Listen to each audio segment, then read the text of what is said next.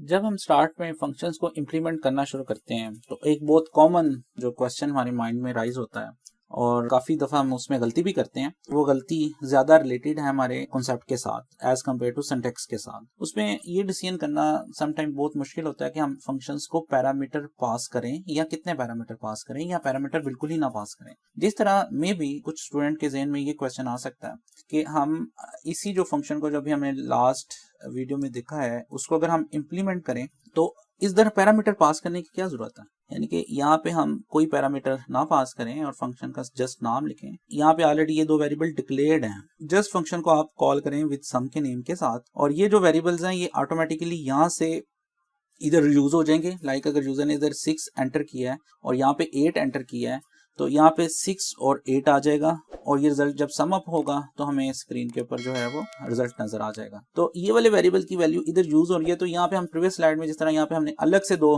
Parameter declare की थी, integer a coma integer B, और यहाँ पे हेडर में भी हमने इंटीजर ए इंटीजर बी बताया था। तो यहाँ पे जब कॉल की थी इसको v1 v2 पास कर दिया था। तो उसकी जगह पे अगर हम ऐसे करें, इसको उसी कोड को इस तरह रिप्लेस करें तो क्या ये ठीक नहीं है? ऑफ कोर्स ये इतनी इलॉजिकल बात नहीं है। ये अगर किसी के ज़हन में ऐसा क्वेश्चन हो तो ये बड़ा लॉजिकल क्वेश्चन है कि ऑफ कोर्स यहाँ पे एक वेरिएबल डिक्लेयर्ड है, हमें इधर इसको रीयूज कर लेना चाहिए, इधर इस्तेमाल हो जाने चाहिए। लेकिन जब हम इसे कंपाइल करेंगे तो C++ हमें एरर देगा और वो एरर में हमें कहेगा कि v1 was not declared in this scope और v2 was not declared in this को।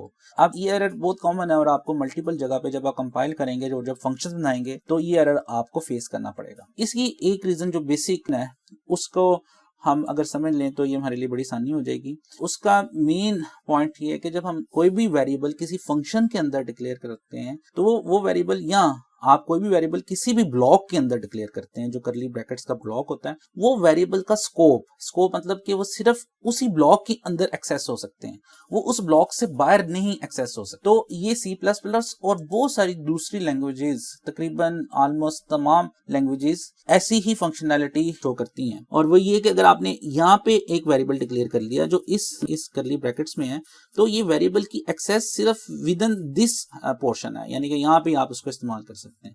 ये वेरिएबल यहाँ पे एक्सेसिबल नहीं है। पहले क्योंकि हमें ये प्रॉब्लम फेस नहीं करनी पड़ी और इसलिए वो हम सारा कोड एक ही ब्रैकेट्स में लिखते हैं, इसलिए हमें फेस नहीं करनी पड़ी। लेकिन उसमें भी ये प्रॉब्लम आ सकती है मेन मेथड में। लाइक आपने अगर इफ स्टेटमेंट लिखी है और इफ के अंदर आपने कोई भी आपके पास कंडीशन है, let's say v is less than -1 हो, तो आप चाहते हैं कि v की एडिशन कर दें या उसको मल्टीप्लाई कर दें। तो यहाँ पे आपने एक वेरिएबल डिक्लेयर किया integer x is equal to 10 और आप v में x को जमा कर देते हैं। तो यहां तक तो ये बात ठीक है, लेकिन आप मेन मेथड में ही हैं और इसके बाद आप देखना चाहते हैं, आप इसी x को दोबारा रीयूज करना चाहते हैं। आप v2 में विदाउट इफ या वैसे ही आप इफ के साथ भी यहाँ पे x को जमा करने की कोशिश करते हैं तो आपको सेम यही एरर x के लिए भी आएगा, यानी कि वो कहेगा x is not with in this scope. क्यों? x इस ब्रैकेट्स में डिक्लेयर्ड है, x की सिर्फ जो स्कोप है वो विद इन दिस ब्रैकेट है, वो इन ब्रैकेट के बाहर नहीं है। इसलिए इन वेरिएबल्स को हम लोकल वेरिएबल्स कहते हैं। अगर आप चाहते हैं इस केस में जो अभी हमने एग्जांपल देखी, इसमें चाहते हैं कि ये वाला वेरिएबल अगर एक्सेसिबल हो बाकी वेरिएबल्स के लिए, बाकी नीचे भी, बाकी उस मेन मेथड में भी, तो आपको इसको इस इफ के बाहर डिक्लेयर करना पड़ेगा। यानी कि आप अगर इधर वेरिएबल डिक्लेयर करेंगे, अब वो उसके अंदर वाली जितनी भी ब्रैकेट्स हैं वो उसमें एक्सेसिबल है। मसलन यहाँ पे एक ब्रैकेट्स है, यहाँ पे ब्रैकेट्स हैं, यहाँ पे ब्रैकेट्स हैं, करली ब्रैकेट्स का ब्लॉक है और यहाँ पे आपने कोई वेरिएबल डिक्लेयर किया तो ये वाला वेरिएबल इधर भी एक्सेसिबल है, इधर भी एक्सेसिबल है। लेकिन अगर आपने यहाँ पे डिक्लेयर किया तो ये वाला वेरिएबल सिर्फ इसके अंदर ही एक्सेसिबल है, वो इधर एक्सेसिबल नहीं है। तो इसलिए इसका जो स्कोप है वो हम कहेंगे लोकल है और इसका scope with reference to this global कह सकते हैं हम।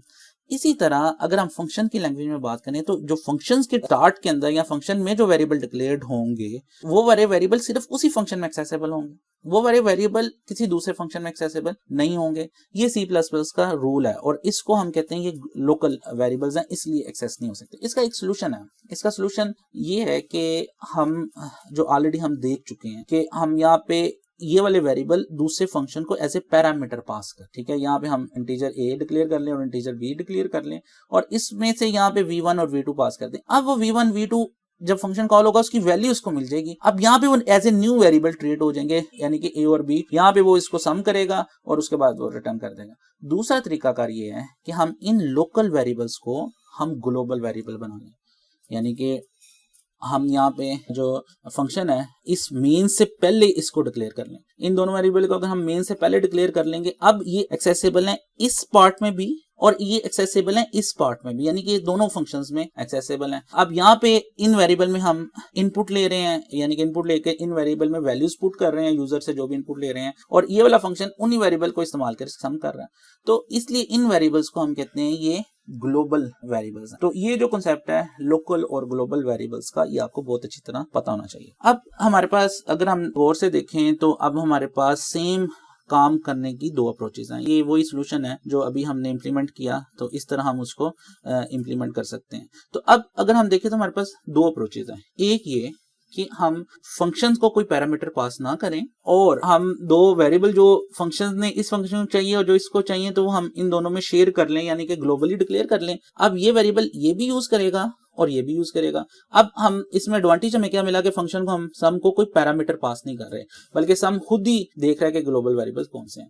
दूसरी टेक्निक ये है इंटीजर सम, हम उसी तरह जो हमने पहले यूज किया था कि हम उसको बताएं कि हमारा फंक्शन दो पैरामीटर लेगा और जो दो पैरामीटर वो लेगा वो हम इसको यहाँ पे पास करें। वो वेरिएबल जो ये फंक्शन यूज कर रहा है ये इसके अपने लोकल वेरिएबल ही हों और जो ये फंक्शन यूज कर रहा है ये इसके अपने लोकल वेरिएबल्स हों। तो यानी कि जो फंक्शन कम्युनिकेट कर रहा है वो शेयर्ड वेरिएबल से नहीं कम्युनिकेट कर रहा है ग्लोबल से, बल्कि एक दूसरे को पास कर रहे हैं।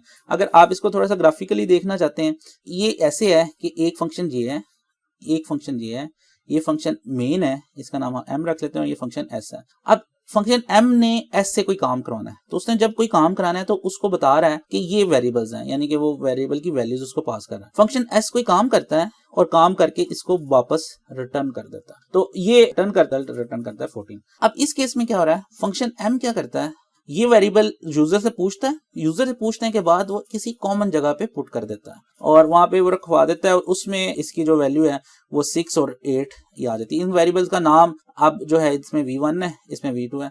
फंक्शन s जो है क्या करता है, वो इन वेरिएबल्स को यहां से इस्तेमाल करता है और उसके बाद जमा करने के बाद इसको आंसर कर देता है।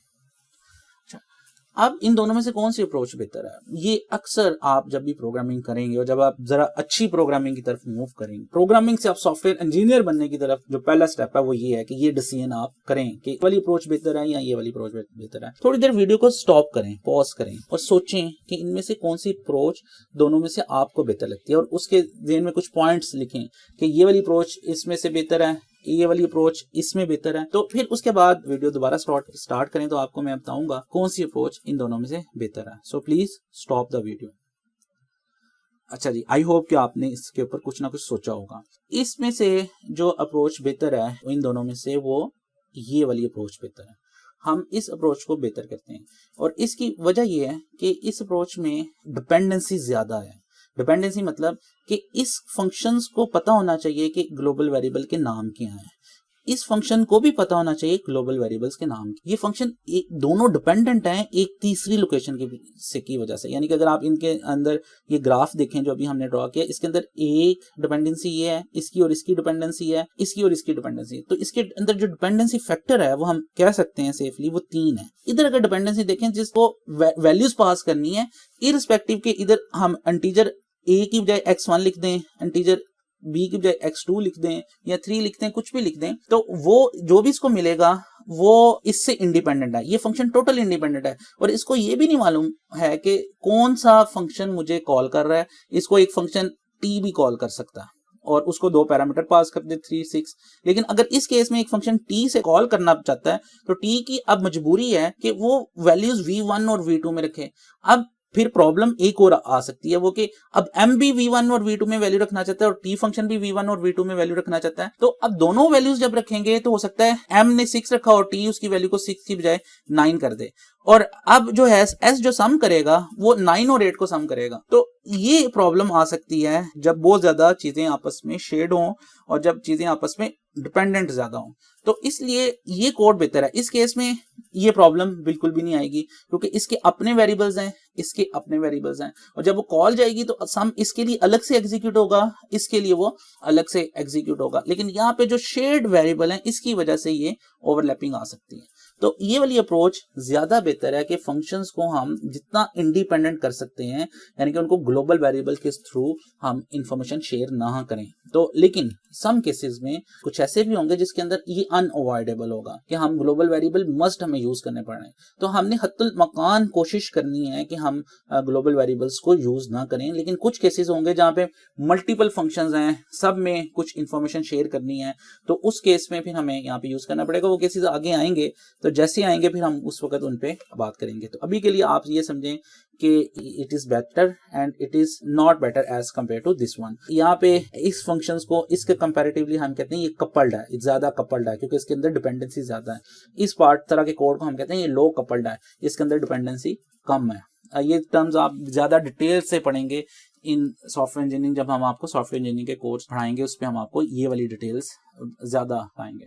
तो लोकल वर्सेस ग्लोबल ये है कि हमेशा आपने लोकल वेरिएबल्स को तरजीह देनी है, और ग्लोबल वेरिएबल सिर्फ उस वक्त यूज करें जब अनअवॉइडेबल सर्कमस्टांसेस हैं, उसमें जब मल्टीपल फंक्शन को डाटा शेयर करने की जरूरत होती है। एक केस ये है, इसके अलावा भी कुछ केसेस हो सकते हैं, लेकिन हम उनको भी अवॉइड करने की कोशिश करते हैं कि हम ग्लोबल फंक्शन कम से कम इस्तेमाल कर सके। अब नेक्स्ट हम एक कॉन्सेप्ट है वो भी इसी वीडियो में क्विकली डिस्कस कर लेते हैं, उसको हम रीफैक्टरिंग कहते हैं। रीफैक्टरिंग ये होती है कि हम अपने कोड को यूजुअली फर्स्ट अटेम्प्ट में ग्लोबल वेरिएबल के साथ डिक्लेयर कर लेते हैं और ग्लोबल वेरिएबल के साथ यूज कर लेते हैं। उसके बाद फिर हम अपने फंक्शन को इम्प्रूव करते हैं और उसको ग्लोबल वेरिएबल से वॉइड करवाते हैं, यानी कि ग्लोबल वेरिएबल की जगह लोकल वेरिएबल यूज करते हैं। तो जब हम अपने कोड को किसी भी वजह से, ये एक वजह है जो भी मैंने आपको बताई कि हम ग्लोबल वेरिएबल को लोकल वेरिएबल में कन्वर्ट करना चाहते हैं, तो किसी भी वजह से अपने कोड के स्टाइल को इंप्रूव करने की कोशिश करते हैं, तो उस प्रोसेस को रीफैक्टरिंग कहते हैं। रीफैक्टरिंग की टर्म कंप्यूटर प्रोग्रामिंग में यूज होती है जब हम अपने एग्जिस्टिंग कोड की फंक्शनैलिटी ना बदलें, यानी कि फंक्शनैलिटी जैसे इस केस के अंदर दोनों टाइप ऑफ कोड की फंक्शनैलिटीज बिल्कुल सेम है। ये भी 2 नंबर को सम कर रहा है, ये भी 2 नंबर को सम कर रहा है, और ये बिल्कुल सेम रिजल्ट्स दोनों फंक्शन दे रहे हैं। तो ये दोनों फंक्शंस की फंक्शनैलिटी सेम है, जो वो काम कर रहे हैं वो सेम है, लेकिन इसके अंदर कोडिंग स्टाइल में डिफरेंट है, यानी कोडिंग ये हम कह रहे हैं ये लिखना, कोडिंग का ये लिखने का तरीकाकार is better than this one, ये इससे बेहतर है। तो जब हम अपने एग्जिस्टिंग कोड के स्टाइल को बेहतर करें तो उसको हम कहते हैं हम रीफैक्टरिंग करते हैं। इसके बाद जो नेक्स्ट है वो हम नेक्स्ट वीडियो में देखेंगे, अरेज को फंक्शंस के थ्रू कैसे पास किया जाता है। तो इसमें एक कॉन्सेप्ट है छोटा सा, वो कॉन्सेप्ट पॉइंटर का कॉन्सेप्ट है। अभी हम डिटेल में पॉइंटर नहीं पढ़ेंगे, लेकिन आपको मैं क्विकली बताऊंगा नेक्स्ट शॉर्ट वीडियो में अरेज को हम कैसे पास कर सकते हैं और तो रिसीव कर सकते हैं फंक्शन से। ये थोड़ा सा डिफरेंट है as compare to scalar variable को पास करना और रिसीव करना।